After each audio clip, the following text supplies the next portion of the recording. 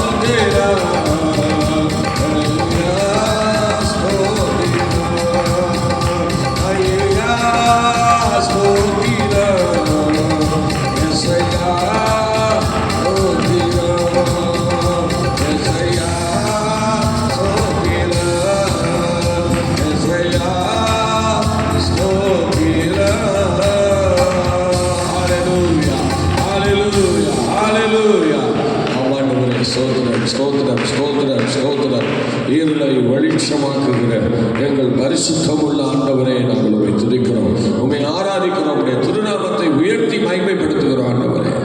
Glory to God, Jesus name, hallelujah. கிருபை உண்டாகட்டும் ஆண்டவரே. இயேசுவா, கிருபை உண்டாகட்டும். ஆவியானவரே, உங்கள் கிருபை உண்டாகட்டும். உங்களுடைய பிரசன்னம் இறங்கி வரட்டும், உங்களுடைய மேன்மை இறங்கி வரட்டும், உங்கள் மகிமை இறங்கி வரட்டும்.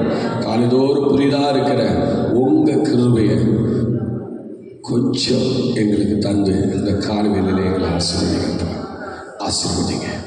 இயேசுவின் நாமத்தில் பிதாவே, ஆமென், ஆமென், ஆமென். ஸ்தோத்திரம். கர்த்தருடைய நாமம் மகிமைப்படுவதாக. இந்த காலவேளையிலே தேவனுடைய சமூகத்திலே மிகுந்த தாகத்தோடு வாஞ்சோடு வந்திருக்கிற உங்கள் யாவரையும் வாழ்த்தி அன்போடு வரவேற்கிறேன். கர்த்தர் உங்களை ஆசீர்வதிப்பாராக. லைவ் மூலமாய் வந்திருக்கிற உங்களையும் கர்த்தர் மேன்மைப்படுத்துவாராக. நாம் இப்பொழுது தேவனுடைய பார்வை என்கிற அந்த தலைப்பிலே ஒரு சில வசனங்களை நாம் வாசித்து தேவனுடைய நாமத்தை மகிமைப்படுத்துவோம். தேவனுடைய ஸ்தோத்திரம், பார்வை. ஸ்தோத்திரம். 2 நாளாகமத்தின் புஸ்தகம் 32ஆம் அதிகாரம் 23வது வசனத்தை படிங்கள், பார்க்கலாம். 2 நாளாகமம் 32ஆம் அதிகாரம் 23வது வசனம்.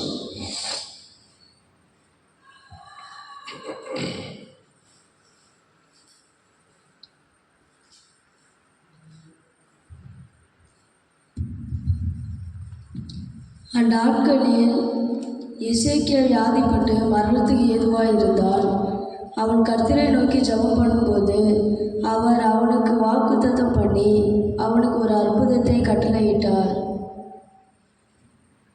ஸ்தோத்திரம். ரொம்ப படிங்க. 2 நாளாகமம் 32ஆம் அதிகாரம் 23வது வசனம்.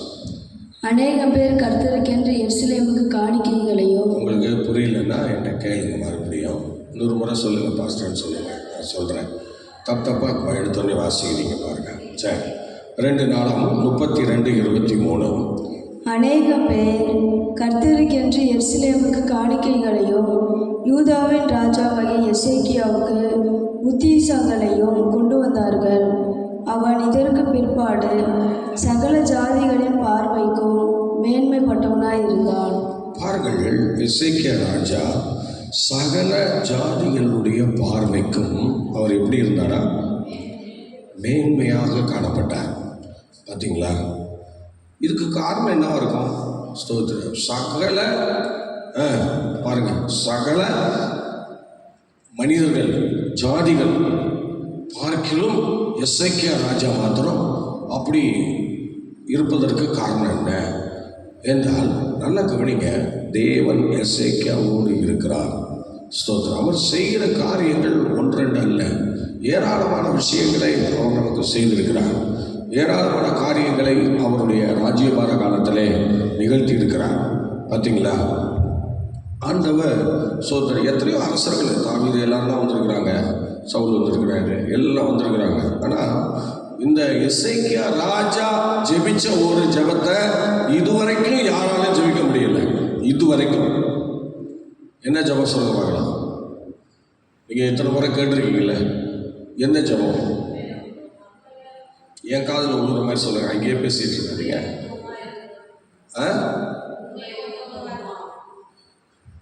அது எப்படி சொன்னாரு? சொல்ல அந்த அழகா தலைப்போடு சொல்லணும். அந்த ஆரம்பத்துலேருந்து அது முடிவு வரைக்கும் அதை கரெக்டாக சொல்லுங்க.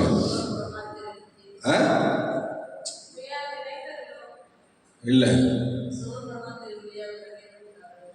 இல்லை, பாருங்கள், நீங்கள் அந்த வசனத்தை படிக்கும்போது அவர் என்ன சொல்கிறார் அப்படின்னா, ஆண்டவரே, உயிரோடு இருந்த நாட்களில், கவனிங்க, உயிரோடு இருந்த நாட்களில் நான் உமக்கு முன்பாக எவ்வளவு உண்மையும் மன உத்தமமாய் நடந்தேன் என்பதை இப்பொழுது நினைத்தருளோம். சொல்லுவாங்களா? இந்த ஜெபத்தை எத்தனை பேர் பண்ண முடியும்? இந்த உலகத்தில் எத்தனை பேர் பண்ண முடியும்? எசேக்கியா ராஜாவை போல இந்த அற்புதமான வேடை யாரால சொல்ல முடியும்? ஸ்தோத்திரம். அல்லேலூயா. அந்த உயிரோடு இருக்கிற நாட்களில் பாருங்க, எவ்வளோ அருமையாக சொல்றாரு பாருங்க. நான் உயிரோடு இருந்த நாட்களில் உமக்கு முன்னாடி நான் எவ்வளவு உண்மையும் மன உத்தவமாய் நடந்தேன் என்பதை இப்பொழுது நினைத்தரணும் என்று சொல்கிறார். பாருங்க, இந்த வேர்ட்ஸ், அந்த வார்த்தை தான் இப்போ என்ன செஞ்சுச்சுன்னா, சகல மனிதர்கள் ஜாதிகளுடைய பார்வையிலும் எசேக்கியா ராஜா ஒரு மேன்மையாக இருந்தார். ஒரு அல்லேலூயா சொல்லாமா? ஹல்லேலூயா. நம்ம வாழ்க்கையில சாதிக்க தான் நம்ம பிறந்திருக்கோம். சாதிக்க தான் ஆண்டவர் அந்த உலகத்தில் நம்ம ஒரு அறிவை கூட கொடுத்து என்ன செஞ்சிருக்க, தவளை விட்டுருக்கிறாரு. ஆனா நாம அவிதமாக 6 அறிவோடு செயல்படுகிறோமான்னு சொன்னா அதான் சிரமம். எசேக்கியா 6 அறிவோடு செயல்பட்ட ஒரு மனுஷன். அதனாலதான் அவர் சொல்றாரு, நான் உயிரோடு இருந்த நாட்கள்ல உங்களுக்கு முன்னாடி எவ்வளவு உண்மையுமான உத்தமமா நடந்தேன். இப்ப என்ன சோதிச்சு பாருங்க, இப்ப என்ன நினைச்சு பாருங்க. பார்த்தீங்களா அருமையான தெய்வ பிள்ளைங்க, இந்த வார்த்தையை எத்தனை ராஜாக்கள் சொல்ல முடியும், எத்தனை ஊழியக்காரங்க சொல்ல முடியும், எத்தனை தலைவர்கள் சொல்ல முடியும்? சொல்ல முடியுமா? உயிரோடு இருந்த காலங்களில் அவருக்கு முன்பாக உண்மையுமான உத்தமமாய் நடந்து ஸ்தோத்திரம் ஒரு 15 ஆண்டு கூட்டி பாருங்களேன், கூட்டி வாங்கி பாருங்களேன், முடியுமா? அதனால தான் எல்லா ஜனங்களுடைய ஜாதிகளுடைய பார்வையிலையும் இப்போ எசேக்கியா ராஜா மேன்மையாக இருக்கிறார். பல விஷயங்கள் உண்டு, மெயின் ஒரு விஷயம் இதுதான். ஒரு அல்லேலூயா சொல்லுவோமா? சத்தமாக சொல்லுங்க. தேவனுடைய பார்வையில் அவர் ஒரு விசேஷமானவராய் காணப்பட்டார். இன்னைக்கு நீங்களும் நானும் கர்த்தருடைய பார்வையில் ஒரு விசேஷமானவர்களாக காணப்படணும். அதுக்கு உங்களை நீங்கள் ஒப்பு கொடுக்கணும். அதுக்கு உங்களை நீங்கள் என்ன செய்யணும், தயார் பண்ணணும். சோதரி யார் எப்படி பார்க்குறாங்களோ பிரச்சனை இல்லைங்க, தேவன் நம்ம எப்படி பார்க்குறாங்க அதாங்க சோதரி. தேவன் பார்க்குற பார்வை தாங்க கடைசியாக மனுஷனை பார்க்க வைப்பாரு. மனுஷனை அவர் பார்க்க வைக்கிறது அவர் பார்த்த பார்வையில் தான். அவர் எப்படி நம்ம பார்க்குறாரோ அப்படி தான் மனுஷன் நம்ம பார்க்க போகிறாங்க. இந்த பூமியில் தேவன் மனுஷனை உண்டாக்கி அவனை ஆணும் பெண்ணுமாக அவனை தனிமையாக வைக்காம குடும்பமாக ஏற்படுத்தி ஸ்தோத்திரம் அவனுக்கு ஆசா பாசங்கள் எல்லாம் தெரிஞ்சவர். அதனால தான் அவர் என்ன பண்ணார், தனிமையாக அவனை இருக்க விடாமல் அவனுக்கு ஒரு துணையை உண்டாக்கி, நீ ஸ்தோத்திரம் என்ன செய்ய ஏதேன் தோட்டத்தில் நீ பாட்டுக்கு பழுகி பெருகி பூமியை நிரப்பி அதை கீழ்படுத்தி நீ ஆண்டுக்கன்னு சொல்லி விட்டுட்டார். பாருங்க, ஒரு நல்ல ஒரு சுதந்திரத்தை கொடுத்து விட்டார். ஆனால் ஒன்றே ஒன்று தான், அந்த ஒரு கனியை மாத்திரம் நீ சாப்பிட்றாத, மீதி எல்லாத்தையும் நீ என்ன பண்ண, நான் அனுபவிச்சு கேட்டேன். சோதரன் தேவனுக்குன்னு ஒன்று தானேங்க செஞ்சா என்ன, அதை பாதுகாத்தா என்ன, முடியல. அதான் முடியல. என்றைக்கு ஆதாமான அதை செய்ய முடியாமல் போச்சோ, யோவானால் செய்ய முடியாமல் போச்சோ, அதே போல் உலக மனிதர்களாலேயும் இன்றைக்கி எதையும் செய்ய முடியல. எல்லாமே ஒரு தோற்கடிக்கப்பட்ட நிலைமையில தான் ஆவிக்குரிய ஜீவியங்கள்லாம் இப்போ ஓடிட்டு இருக்கு. ஏதோ 1-2 இடத்துல வேணால் பாஸ் ஆகிடலாம்.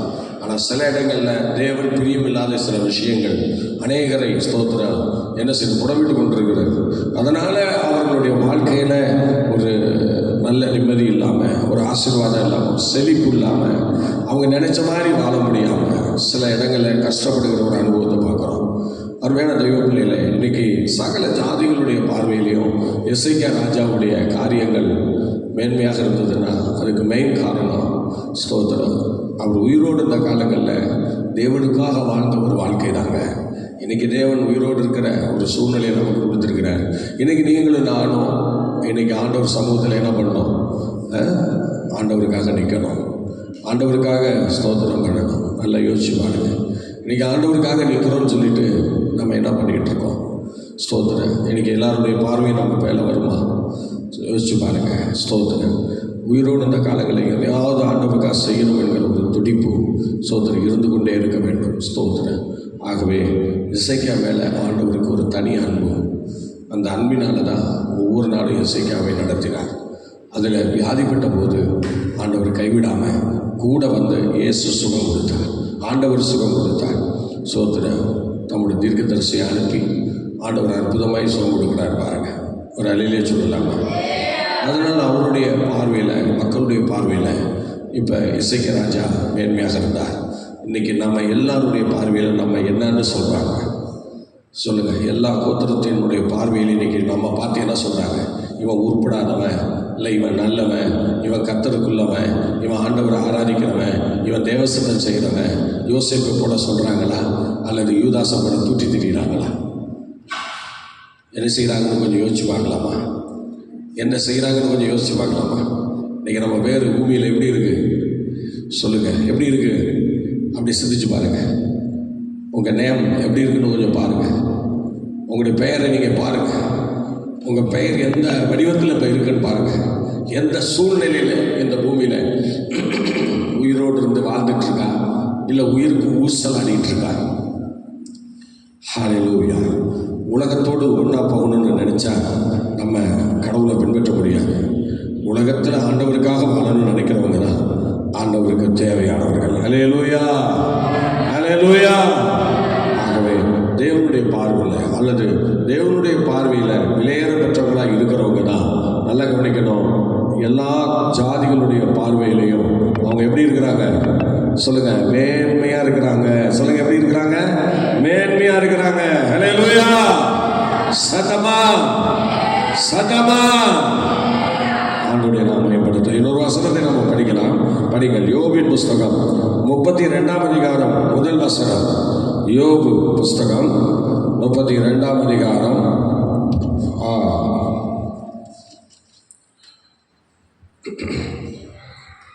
யோபு தன் பார்வைக்கு நீதிமானாய் இருந்தபடியினால் அவனுக்கு அந்த 3 மனுஷர் பிரதித்தரம் சொல்லி ஓய்ந்தார்கள். அல்லேலூயா சொல்லுவோமா? ஹல்லேலூயா. நல்ல கவனிங்க. யோபு தன் பார்வைக்கு நீதிமானாக இருந்தபடியினால் சோதரம். பாருங்கள், யோபு தன்னுடைய பார்வைக்கு எப்படி இருந்திருக்கிறாரு? ஆண்டவருடைய பார்வைக்கு நீதிமானாக இருந்ததுனால தான் அவர் சொல்கிறாரு. இப்போ அவருடைய பார்வைக்கே அவர் நீதிமானாக தான் இருந்திருக்கிறார். பார்த்தீங்களா? யோபு தன்னுடைய பார்வைக்கே அவர் நீதிமானாக தான் இருந்திருக்கிறார். சோதரி எவ்வளோ அருமையாக சொல்கிறாரு பாருங்க. யோபு தன் பார்வைக்கு நீதிமானாய் இருந்தபடியினாலே, இந்த புதிய மொழிபெயர்ப்பில் நீதிமான் என்கிற அந்த வார்த்தைக்கு அவர் தேவனுக்கு ஏற்புடையவராக அப்படின்னு சொல்லப்பட்டிருக்கிறார். தேவனுக்கு ஏற்புடையவராக இருந்தார் யோபு அப்படின்னு சொல்லியிருக்கு. பாருங்கள், யோபு தன் பார்வைக்கு தேவனுக்கு ஏற்புடையவராக இருந்தார். சொல்லுங்க பார்க்கலாம், எல்லாரும் சேர்ந்து சொல்லுங்க. தேவனுக்கு ஏற்புடையவராக இருந்தார், அதான் நீதிமான் என்று அர்த்தம். நீதிமான் என்றால் அவ்விதமாக சொல்லப்பட்டிருக்கிறது. நீங்கள் இன்னும் பல இடங்கள்லையும் அப்படி தான் சொல்லியிருக்கு. ஆனால் தமிழில் தான் நமக்கு நீதிமான் வரும். ஆகவே நல்லா கவனிச்சுடுங்க. இந்த யோபு ஆண்டவருடைய பார்வைக்கு ஏற்புடையவராக அவர் தன் வாழ்ந்த காலங்களிலே அவர் இருந்ததாக சொல்லப்பட்டிருக்கிறது. அதனால் அங்கே என்ன நடந்தது? ஸ்தோத்திரம், நல்லா கவனிங்க. ஸ்தோத்திரம். அப்படி இருந்ததுனால நீதிமானாய் இருந்தபடியினால் அவனுக்கு அந்த 3 மனுஷரும் பிரதித்தரம் சொல்லி ஓய்ந்தார்கள். அல்லேலூயா. ஆமாம், மறுபடி சொல்லி அவங்கெல்லாம் ஓஞ்சிட்டாங்களாம். அவங்கெல்லாம் அப்படியே ஸ்தோத்திர ஸ்தம்பித்து நிற்கிறாங்க. அவன்கிட்ட என்னமோ பேச முடியாதுப்பா அப்படி சொல்லி அப்படியே நின்றாங்க. பாருங்கள், அந்த அளவுக்கு யோபு தன்னுடைய பார்வையிலே அவர் நீதிமானாய் இருந்திருக்கிறார் என்றால், அப்போ தேவனுடைய பார்வையில் எப்படி இருந்திருக்கிறார் என்று நீங்கள் படிக்கலாம். 1ஆம் அதிகாரம் 1ஆம் வசனம் படிக்க பார்க்கலாம். யோபின் புஸ்தகம் 1:1 படிங்க. ஸ்தோத்திரம். யோபு 1:1. ஸ்தோத்திரம். ஊஸ் தேசத்திலே யோபு என்னும் பெயர் கொண்ட ஒரு மனுஷன் இருந்தான். அந்த மனுஷன் உத்தமனும் சன்மார்க்கனும் தேவனுக்கு பயந்து பொல்லாப்புக்கு விலகுகிறவனுமாய் இருந்தான். ஆமா, தேவனுக்கு ஏற்புடையவனாய். பார்த்தீங்களா? இதெல்லாம் நம்ம டோட்டலாக வரும்போது நீதிமான் என்று சொல்லப்படுகிறது. அப்போ தேவனுக்கு ஏற்புடையவராய் இருந்தாரா யாரு? யோபு. ஸ்தோத்திரம். பொல்லாப்புக்கு விலகுகிறவன் நீதிமான்னா அப்படி தான் இருப்பான். ஸ்தோத்திரம். பார்த்தீங்களா எவ்வளோ அருமையாக சொல்லப்படுகிறது? தேவனுக்கு ஏற்புடைய யோபு. ஸ்தோத்திரம் என்று தேவன் சர்டிஃபிகேட் கொடுக்குறார். சொல்லுங்க, யார் கொடுக்கறது? தேவனே கொடுக்குறாரு. அப்பா ஸ்தோத்திரம். நினைக்கிற மாதிரி இல்லை, தேவனே அந்த நற்சாட்சியை கொடுத்ததுனால தான் இப்போ யோபு நினைக்கிறாரு அவருடைய பார்வையில் அவர் தேவனுக்கு ஏற்புடையவராக இருக்கிறேன் என்று சொல்கிறார். பார்த்தீங்களா? அவருடைய பார்வையில், யோபு பார்வையிலேயே நான் தேவனுக்கு ஏற்புடையவனாக இருக்கிறேன் என்று சொல்கிறார். இப்போ சொல்லுங்கள், நம்முடைய இருதயத்தை பார்த்து நம்ம பார்த்து சொல்லலாமா? நான் தேவனுக்கு ஏற்புடையவனாக இருக்கிறேன், நான் தேவனுக்கு ஏற்புடையவனாக இருக்கிறேன் என்று சொல்லி எத்தனை பேர் நம்ம பார்த்து நாமே சொல்ல முடியும்? சொல்லுங்கள், நம்ம பார்வையில் நம்ம எப்படி இருக்கோம்? மற்ற ஜனங்களுடைய பார்வையில் அன்னைக்கு இருந்தது ஓகே. ஆனால் இன்னைக்கு பாருங்க, நம்ம பார்வையில் நம்ம எப்படி இருக்கோம்? தேவனுக்கு ஏற்புடையவர்களாக இருக்கிறோமா? நல்ல கவனிக்க கத்துரைப்பிலே, தேவனுக்கு ஏற்புடையவர்களாக இருப்போம் என்றால் நிச்சயமாக தேவனுக்கு ஏற்புடையவர்களாக இருக்கிற நீங்கள் ஒரு நீதிமானாக இந்த பூமியிலே அவருக்காக நிற்க முடியும். மற்ற மனிதர்களை பார்த்து வாழ வேண்டிய அவசியம் நமக்கு இல்லை. நமக்கு வேதவசனம் தான். ஸ்தோத்திரம். எபிரேயர் நிருபம் 12ஆம் அதிகாரம் 1ஆம் வசனம் சொல்கிறது போல, மேகம் போன்ற எத்தனை திரளான சாட்சிகள் நம்மை சூழ்ந்து கொண்டிருக்க, பாரமான யாவற்றையும் நம்மை சுற்றி நெருங்கி நிற்கிற பாவத்தையும் தள்ளிவிட்டு விசுவாசத்தை துவக்கிறவரும் முடிக்கிறவருமாய் இருக்கிற இயேசுவை நோக்கி நமக்கு நியமித்திருக்கிற ஓட்டத்திலே நாம் பொறுமையோடு ஓட வேண்டும். எப்படி சொல்றாரு பார்த்தீங்களா? நமக்குன்னு ஒரு ஓட்டத்தை கத்த நியமிச்சுதான் இந்த பூமியில் 6 அறிவை கொடுத்து நீ போய் பயணம் செய்ய சொல்லி கொடுத்துட்டாரு. அந்த பயணத்தில் நம்ம ஆண்டவர் நியமித்த ஓட்டத்தில் தான் நம்ம ஓடணுமே தவிர நம்ம இஷ்டத்துக்கு ஓடக்கூடாது. அப்போ நம்ம ஆண்டவர் நியமித்த ஓட்டத்தில் தான் ஓடுறோம் அப்படின்னு சொன்னால் நல்லா கவனிக்கணும். அப்படி நம்ம ஓடுறோன்னு சொன்னால் கண்டிப்பாக நமக்கு தெரியும் நம்ம யார்? தேவனுக்கு ஏற்புடையவர்கள், நாம் நீதிமான்கள். சொல்லுகிறோம் பார்த்தீங்களா? யோசேப்பை குறித்து மரியாளின் இந்த யோசேப்பை குறித்து இயேசுவின் தகப்பன் என்று சொல்லுகிறேன். யோசேப்பை குறித்து சொல்லும் போது அவர் என்ன சொல்றாரு பாருங்க, அவன் நீதிமானாய் இருந்தபடியினால் அவளை ரகசியமாய் தள்ளிவிட மனசா இருந்தான். பார்த்தீங்களா? ஒரு காரியத்தை ரகசியமாக வச்சுக்கிறவன் தான் தேவனுக்கு ஏற்புடையவன். தேவனுக்கு ஏற்புடையவன். சோத்திரம். தேவனுக்கு ஏற்புடையவர்கள் ஒரு காரியத்தை ரகசியமாக வைத்துக்கொள்ளும். நானும் அதை பண்ணுறதில்லை. எந்த ஒரு அடுத்தவர்களை குறித்து நல்லா தூத்தி தெரியுமோ, அடுத்தவர்களை குறித்து தாராளமாக பேசுவோம், தாராளமாக தவறுகளை வெளிப்படுத்துவோம். அதே நம்ம தவறுகளை இப்போ இந்த மீடியாக்கெல்லாம் பாருங்கள், அவங்க வாழ்க்கையில் எந்த குறை வந்தாலும் வெளியே சொல்ல மாட்டாங்க. அவங்க பிள்ளைகளே ஒரு தவறு செஞ்சுட்டா கூட வெளியே வராது. ஆனால் ஊரில் உள்ளவங்க எல்லா தலையிலையும் முலா அரைப்பாங்க. சோத்திரம். இந்த மீடியாக்கள் பார்த்தீங்களா? அப்படி தான் செய்கிறாங்க. இப்போ அப்படி தான் நடந்துகிட்டு இருக்கு. ஸ்தோத்திரம். இது ஒன் சைடாக செயல்படுகிறவங்க அவங்களாம். ஸ்தோத்திரம். ஆமாம், அவங்க ஒரு தேவனுக்கு ஏற்புடையவர்களாக நீதிமானாக இருந்தால் 2 சைடும் என்ன செய்யணும்? என் குடும்பம் அப்படி தான் இருந்துச்சு அப்படின்னு சொல்லணும். ஒரு அலையிலே சொல்ல மாட்டாங்க. அது யாருமே சொல்ல மாட்டாங்க. ஆனால் யோபை பார்க்கும்போது அவர் குடும்பம் எப்படி இருந்ததோ அதை தான் அவர் சொல்கிறார். ஸ்தோத்திரம். ஆகவே எஸ்ஐக்கு அந்த வாழ்க்கையில் எப்படி இருந்தாரோ அதை தான் அவர் சொல்கிறார். அலையிலேயே சொல்லுவோம்மா. பிரியமானவர்களே, அதனால் இப்போ நல்லா கவனிக்கணும். யோபு தன்னுடைய பார்வையில் தேவனுக்கு ஏற்புடையவராக இருந்தார் என்று நாம் பார்க்கிறோம். அடுத்து இன்னொரு வசனத்தை நாம் படிக்கலாம். அப்படியே நீங்கள் யோபின் புஸ்தகம்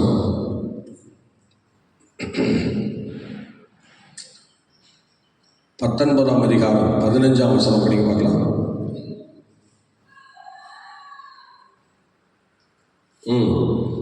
19:15. என் வீட்டு ஜனங்களும் என் வேலைக்காரிகளும் என்னை அந்நியராக எண்ணுகிறார்கள். அவளுடைய பார்வைக்கு நான் பரதேசியானேன். இப்போ அவர் எங்கே இருக்கிறாரு சொல்லுங்க? இப்போ அவர் எங்கே இருக்கிறார்? யோபு இந்த வார்த்தையை சொல்லும்போது யோபு எங்கே இருக்கிறார்? தேவனுடைய சிச்சையை அனுபவித்து கொண்டிருக்கிறார். இப்போ எல்லாருடைய பார்வைக்கு அவர் எப்படி இருக்கிறார்? சில பேர் உபத்திரவங்களில் இருக்கும்போது இவன் என் தோழன், இவன் என் ஃப்ரெண்டு, இவன் என் ஃப்ரெண்டி அப்படின்னு யாரும் என்ன செய்ய மாட்டாங்க? சொல்லித்தர மாட்டாங்க. சொல்லி தருவாங்க. நம்ம உபத்திரவத்தில் இருக்கும்போது நம்ம மேலே தோல் போட்டு இவன் ஃப்ரெண்டுங்க, ஒருத்தன் கடன் பிரச்சனையில் இருக்கான்னா அவன் மேலே நம்ம கையை போட்டு இவன் என் ஃப்ரெண்டு, இவன் என் ஃப்ரெண்டி அப்படி சொல்லுவாங்களா? ஒரு காலம் சொல்ல மாட்டாங்க. உன் பிரச்சனை கண்டு எல்லாம் விலைக்கு தான் போடுவாங்க. இப்போ யோபுக்கு வந்த நிலைமை தான். இப்போ யோபு என்ன பண்ணுறாருன்னா, மற்றவருடைய பார்வையில் இப்போ இவர் தேவனுடைய சிச்சைக்கு நேராக போயிட்டதுனால இப்போ பரதேசியாக போயிட்டார். எல்லாருடைய பார்வைக்கும், அவங்க வீட்டில் உள்ள எல்லா பார்வைக்கும், மனைவியிலேருந்து வேலைக்காரிலேருந்து வரவன் போகிறவன் எல்லாரும் அவரை எப்படி தான் பார்க்குறாங்கன்னா, நினைக்கணிங்க சிச்சிக்கப்பட்ட ஒரு தண்டனையை அனுபவிக்கக்கூடிய ஒரு சிறை கைதியாக அவரை பார்க்குறாங்க. பார்த்து அவர் என்ன பண்ணிட்டாங்க பாருங்க. அவர் வாழ்க்கையில் அவர் அவ்வளோ வேதனைப்படுறாரு. அவர் அந்நியனாகவும் பரதேசியாகவும் மாற்றிட்டாங்க. அப்படி தான் பார்க்குறாங்க அந்த ஜனங்கள். எவ்வளோ அருமையாக சொல்கிறாரு பாருங்க. திரும்ப படிங்க. என் வீட்டு ஜனங்களும் என் வீட்டின் ஜனங்களும் என் வேலைக்காரர்களும் என்னை அந்நியனாக எண்ணுகிறார்கள். அவர்களுடைய பார்வைக்கு நான் பரதேசியானே. யோபு சொல்றாரு, அவங்களுடைய பார்வையில நான் நல்ல கவனிங்க. இந்த உலகத்துல நமக்கு எல்லாருக்கும் கிடைக்கும் சிச்சை நமக்கு கிடையாது இருந்தால் நம்ம வேசி பிள்ளைகளாக இருப்போம். எபிரேய நிருபக்காரர் சொல்கிறார், அருமையான தெய்வ பிள்ளை, எல்லாருக்கும் கிடைக்கும் சிச்சை இன்னைக்கு உங்களுக்கு எனக்கும் கிடைக்கணும். யோபுக்கு ஒரு நாள் அந்த சிச்சை கிடைத்தது. அந்த சிச்சை கிடைக்கப்பட்ட நாட்களிலே அவரோட வாசத்தில் இருக்கிறவங்களும் அவங்களுடைய குடும்பத்தாரும் வேலைக்காரர்களும் எல்லாரும் அந்நியனுமா பரதேசியமாக பார்த்தாங்க. ஆனா தேவன் தமது பிள்ளையாக பார்க்கிறார், தனது சிநேகிதனாக பார்க்கிறார். நல்லா யோசிச்சு பாருங்க. ஒரே ஒரு வேண்டுதல் செய்ய அவர் சிறையிருப்பு எல்லாம் தூக்கி எரிஞ்சிட்டாரு பாருங்க, மாத்திட்டாரு பாருங்க. முன்னிலைமை பாருங்களுடைய பின்னிலைமை எப்படி இருந்துச்சு சொல்லுங்க, எப்படி இருந்தது? ஆசீர்வாதமா மாத்திட்டாரு. இரட்ட தலையான நன்மையினால் அவரை நிறைச்சிட்டாரு பாருங்க. இப்ப சொல்றாங்களா, சொல்லட்டும். உன்னை அந்நியனா பார்க்கறாங்களா, பார்க்கட்டும். உன்னை பரதேசியா பார்க்கறாங்களா, பார்க்கட்டும். பயப்படாத, கர்த்தர் உன்னோடு கூட இருக்கிறார். கர்த்தர் நம்மோடு கூட இருக்கிறார். அவர் நம்மோடு கூட வருகிறார். அவர் நம்மோடு கூட பயணம் செய்கிறார். ஹல்லேலூயா. நம்ம ஆண்டவர் அவரும் அப்படித்தான் இருக்கிறார். அவர் வாழ்ந்த காலங்களிலே எல்லாரும் அப்படித்தான் அவரை பார்த்தாங்க. அவர் அந்நியனாக யூதர்கள் பார்த்தார்கள், அந்நியனாக பார்த்தார்கள், பரதேசியாக பார்த்தார்கள். எல்லாம் அப்படி இப்படி பார்த்துட்டு தான் கடைசியாக கொண்டு போய் சிலுவைக்கு கொடுத்துட்டாங்க. ஸ்தோத்திரம். யோபு எல்லாரும் அப்படி பார்க்கறதுக்கு காரணம், இவர் ஆண்டவருடைய சிச்சைக்கு நேராக போயிருக்கிறார். அவர் அந்த சிச்சையின் காலங்களில் அவருக்கு அந்த பேர் தான் கிடைச்சது. அவருக்கு அந்த பேர் தான் வந்தது. ஆனாலும் அந்த பேரை அவர் மாற்றிக்கல, அப்படியே தான் இருந்தார். கடைசி வரைக்கும் அப்படி தான் இருந்தார். அந்த வீட்டார் அந்த சிநேகிதருக்காக வேண்டுதல் செய்யும் வரை யோபு எல்லாருடைய பார்வையில் எப்படி தான் இருந்தார்? அந்நியனும் பரதேசியுமாக தான் இருந்தார். இன்னைக்கு அநேகருடைய பார்வையில் நம்ம அப்படி தான் இருப்போம். சில பேர் நம்ம ஆண்டவர் பிள்ளையா சர்ச்சு போகிறீங்களா என்று அப்படி சொல்லும்போது சில பேர் என்ன பார்ப்பாங்க, அவங்களாம் வேறங்க, அவங்களாம் அவங்க சர்ச்சுக்கு போகிறவங்க, அவங்களாம் இதெல்லாம் செய்ய மாட்டாங்க. எப்படி அந்நியனாக பரதேசியாக பார்ப்பாங்க. அநேகர் பார்ப்பாங்க. பார்க்கணும். அப்படி பார்த்தாதான் நம்ம கர்த்தருடைய பிள்ளைகள், அப்படி பார்த்தாதான் நம்ம ஆண்டவருடைய பிள்ளைகள். அதனால் நல்லா கவனிங்க. அவர் வீட்டார் பார்வைக்கு, அவர் வேலைக்காரன் பார்வைக்கு அவர் எப்படி இருந்தார்?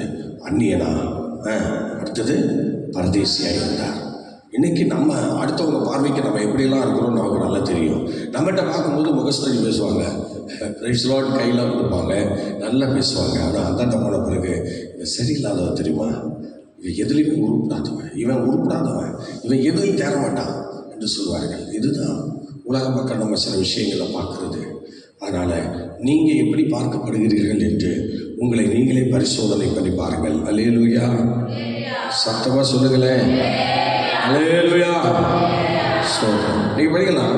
4வது ஒரு பார்வையை பார்த்துருவோம். ஸ்தோத்திரம். பிரசங்கின் புஸ்தகம் 2ஆம் அதிகாரம் 26வது வசனம் படிங்கள். பிரசங்கி 2ஆம் அதிகாரம். தேவன் தமது பார்வைக்கு நல்லவனாய் இருக்கிறவனுக்கு ஞானத்தையும் அறிவையும் இன்பத்தையும் அளிக்கிறார். தேவனுடைய பார்வைக்கு எப்படி இருக்கணுமா சொல்லுங்க, எப்படி இருக்கணும்? மக்களே, படிச்சவங்களே, உங்களை தான் கேட்குறாங்க. அதை சொல்லுங்க, வாயை திறந்து. மைக்க வாயிலே வச்சுருங்க, உடனே கீழே வச்சிடாதீங்க. ஸ்தோத்திரம்.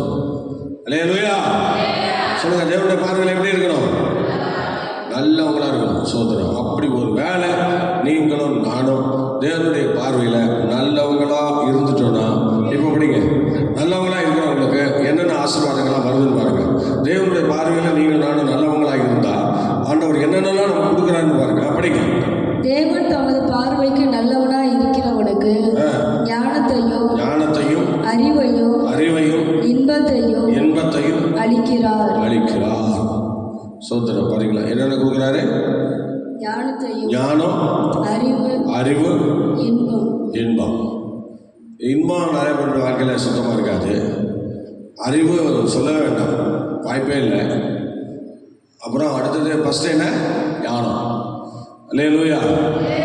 அதான் ஞானம்னா இயேசு அப்படின்னு சொல்லியிருக்கு. ஆனால் உங்களால் ஞானம் வாங்கி இயேசு உள்ளே வந்தானா பின்னாடி உள்ள ஆசீர்வாதம் நமக்கு கிடைக்கும்.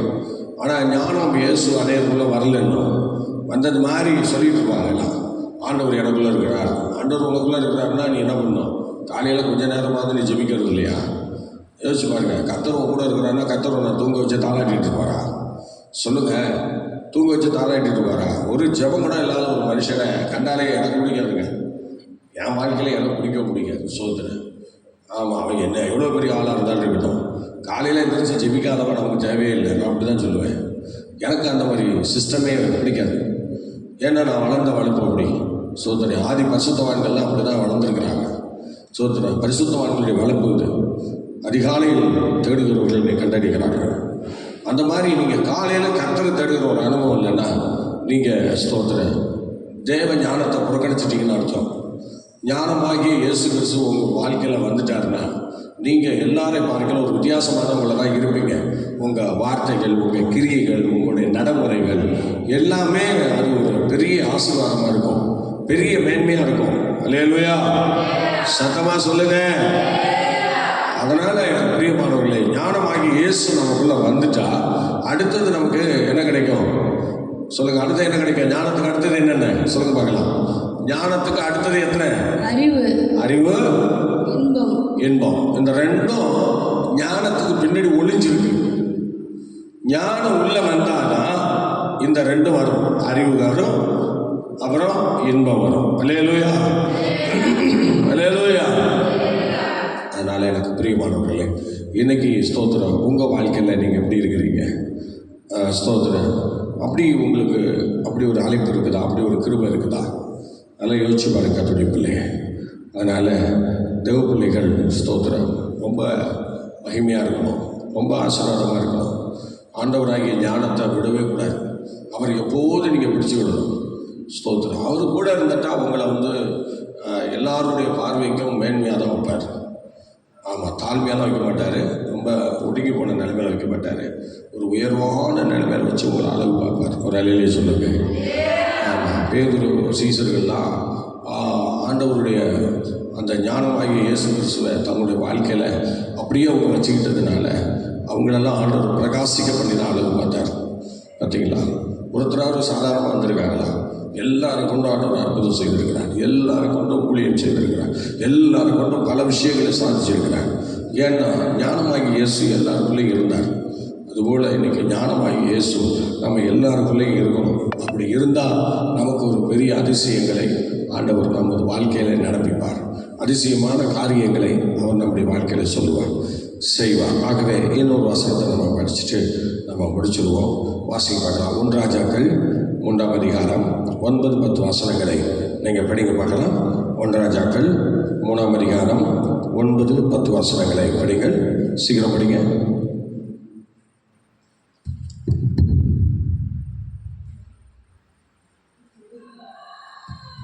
1 ராஜாக்கள் 3ஆம் அதிகாரம் 9-10 வசனங்கள்.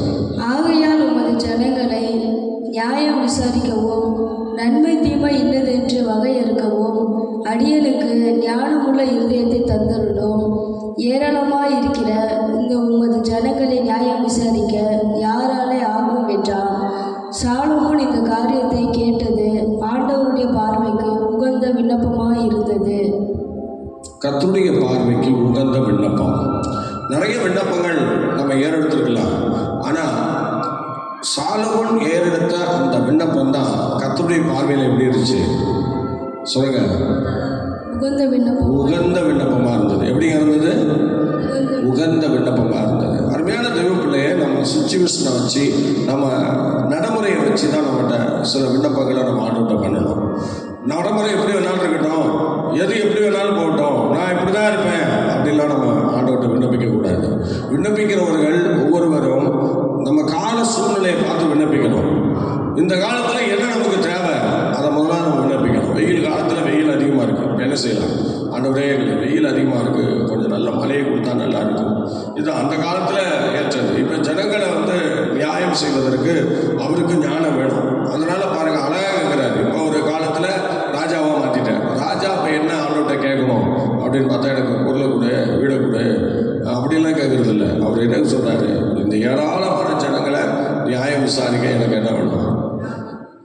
மாறும்.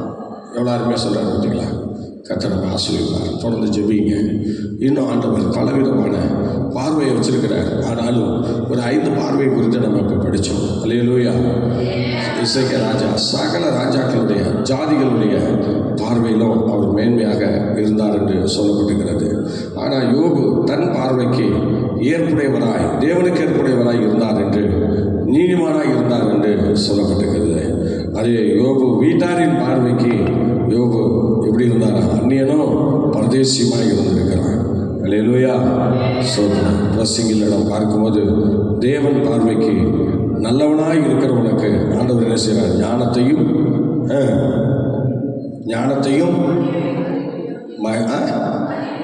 அறிவையும், பார்த்தீங்களா? ஞானத்தையும் அறிவையும் இன்பத்தையும் கொடுக்கிறார் என்று நாம் பார்த்தோம். 5வது ஸ்தோத்திர சாலமன் தேவனுடைய பார்வையிலே அவர் என்ன செய்தார்? விண்ணப்பம் பண்ணினார். நல்ல ஒரு விண்ணப்பம் பண்ணினார். எனக்கு நீங்கள் அதுபோல் இன்றைக்கி உங்களை என்னையும் ஆண்டவர் பார்த்துக்கிட்டு தான் இருக்கிறார். அந்தந்த காலத்தில் நம்ம என்னென்ன பண்ணுறோம், எப்படி வாழ்கிறோம், என்ன செய்கிறோம் என்பதை ஆண்டவர் இன்றைக்கி நம்மோடு கூட இருந்து வாட்ச் பண்ணிகிட்டு இருக்கிறார். இப்போ கோடைக்காலம் வந்திருக்கு. இந்த கோடைக்காலத்தில் என்ன பண்ணுறோம், ஏது பண்ணுறோன்னு சொல்லி அவர் நம்மை பார்க்கிறார். அதனால் அந்தந்த சூழ்நிலையில் இப்போ அவர் ராஜாவாகிட்டார். அதனால் ஏராளமான ஜனங்களை நியாயத்திற்கு இப்போ ஞானம் வேணும். அதான் அவர்கிட்ட கேட்டேன். இப்போது நீங்கள் உங்களை ஒரு குடும்பஸ்தியாக மாற்றிருக்கலாம், குடும்ப தலைவராக மாற்றிருக்கலாம், அல்லது ஒரு பொறுப்பு கொடுத்துருக்கலாம், அல்லது ஒரு ஸ்தோத்திர சூழ்நிலையை ஆண்டு நமக்குள்ளே கொண்டு வந்திருக்கலாம். அந்தந்த சூழ்நிலையில் என்ன விண்ணப்பம் பண்ணணுமோ அதைத்தான் நம்ம பண்ணணும். இருக்கிறத விட்டுட்டு பறக்கிறதுக்கு ஆசைப்படக்கூடாதுன்னு சொல்லுவாங்க. அந்த மாதிரி இருக்கிறத விட்டுட்டு பறக்கிறதுக்கெல்லாம் ஆசைப்படக்கூடாது. அதனால் ஆண்டவருடைய சமூகத்தில் இந்தந்த காலங்களில் என்னென்னத்துக்காக ஜெபிக்கணுமோ அந்தந்த விண்ணப்பங்களை சொல்லி நம்ம ஜெபிப்போம். தொடர்ந்து கர்த்தர் நம்மை ஆசீர்வதிப்பார். ஜெபிக்கலாமா?